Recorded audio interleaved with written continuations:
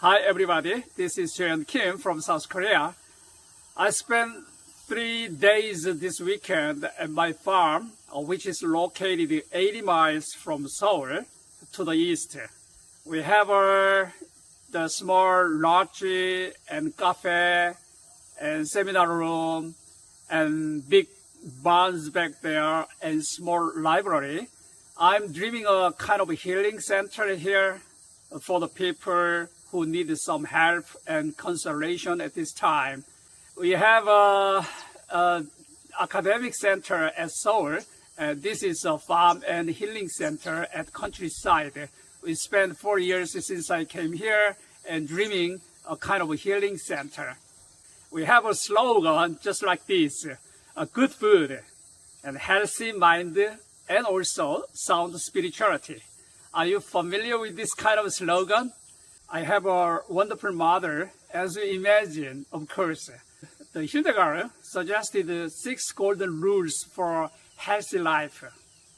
Number 1, healing forces from 4 basic elements: fire, air, water, earth. Sometimes it is perfectly represented in her own terms of Viriditas, which means greenness, freshness of inner heart, and passion. Number 2 is curative value from proper food and drink. A lot of people, they are eating from some kind of a GMO food, but we need a proper food and drink. Number 3 is good exercise and rest. A lot of people are too much workaholic and they need really exercise and rest. Number 4 is sound sleeping and working. A lot of modern people, they lack the sleeping, sound sleeping. So we need the sleeping and working. Number 5, hot baths, which is eliminating the unhealthy things in our own body. Number 6, I like that number 6 element, the Christian virtues. As you know, Hildegard, in her own books, Liber Meritorum Vitae, she argues about 35 vices and virtues and how we humans have to struggle to make a balance between vice and virtues, and even to overcome the power of vices. We need training, exercise, meditation, and a lot of religious contemplation to develop the Christian virtues. In my farm, I really hope to kind of realize those 6 rules Hildegard suggested for a long time ago. Who am I? I'm a founder and president of KIATS. KIATS stands for Korean Institute for Advanced Theological Studies. It was founded in 2004, when I came to Korea right after I got my PhD degree at Princeton Theological Seminary on medieval studies. The primary goal of my institute is to do research, edit, and publish a lot of original texts on Korean Christianity from 18th centuries. There are really a lot of Catholic documents and Protestant documents still need to be studied by the professional scholars. So far, we've produced more than 160 volumes on various subjects on Korean Christianity. These books are published not only in Korean, but also in English, oftentimes in Chinese and also in Japanese. I'm also working and teaching on Western medieval studies. How did I become interested in Hildegard? For a long time ago, from 1997 to 1999, for 2 years, I studied at Harvard University Divinity School under the Professor Beverly Kinsley. A number of things I can enumerate how I got a lot of help from Professor Kinsley. She strengthened the language skills, what I need really, in English, not in Korean. She also introduced me to international scholarly meeting, including Kalamazoo Medieval Congress. And I took a lot of classes, probably every semester I took 1 or 2 classes under Dr. Kinsley, and we studied the exposiciones of Hildegard, which means homilies, and later she published the books. I took a class on medieval women and also medieval heretics, including Cathars and Cathar women. She also came down to Princeton, New Jersey for my doctoral dissertation defense, and of course corrected by all the Latin, the quotations, and suggested a lot of things to improve my doctoral dissertation. During my academic journey, the Hildegard has been always a very important pillar. For example, around her legacy, I furthered my study on Bernard of Clairvaux, the Bernard of Clairvaux, and others. And it was very useful to continue my studies and writings on Christian women, the mystics, from the early fathers to the present time. The Hildegard and her teachings always provided some useful perspective and ideas. What about Hildegard studies in Korea? Not a few people became interested in Hildegard recently. Not quite a lot, but more and more people, they are wondering how can we approach the Hildegard and her works more substantially, but not yet. Not much, a lot of scholarly work has been done so far, so we need that kind of works. Few books translated and introduced into Korean, and a lot of people, among many subjects of Hildegard, the stone therapy, the germ therapy, that's very interesting in Korea. And one book, one Hildegard stone therapy was translated into Korean a long time ago, and a lot of people really like that, germ therapy or stone therapy. Sometimes the Catholic Church in Korea, they introduced and they are teaching Hildegard as a saint, of course, and woman saint. And for example, the Mr. Jung Hong-gyu, he wrote a book on Hildegard, which was very short and introductory, published in 2004, quite a long time ago. But unfortunately, it was out of print at this time. The book of Christian Peltzmann, that book was translated in Korean, but not any substantial text of Hildegard was translated so far, as long as I understand. Probably I think that the major works of Hildegard should be translated into Korean. Probably that kind of task, I think I can participate later. Why do Koreans need Hildegard? Recently, you can hear a lot of stories about Korea.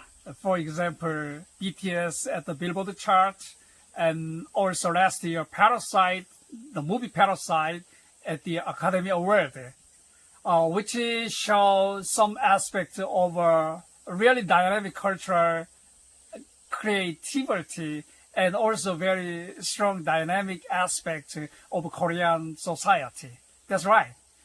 And also in Korean Christianity, for last 100 years, we made a great development, and we made a kind of huge success story in church planting, church development, mission field, and including many other aspects.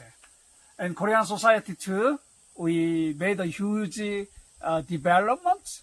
I dare to say revolutionary developments in terms of the world trade, IT, science. In these days, you can see how well the Korean government and Korean society did in time of COVID crisis.